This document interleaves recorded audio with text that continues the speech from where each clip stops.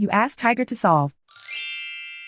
This deals with linear equations with one unknown. The final result is x equals -8. Let's solve it step by step. Group all x terms on the left side of the equation. Subtract 6x from both sides. Group like terms. Simplify the arithmetic.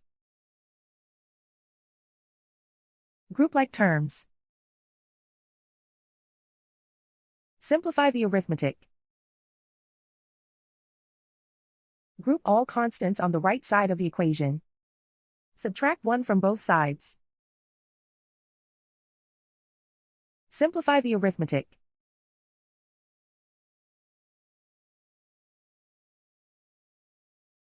Isolate the x. Divide both sides by 6. Simplify the fraction. Find the greatest common factor of the numerator and denominator. Factor out and cancel the greatest common factor. And so the final result is x equals -8.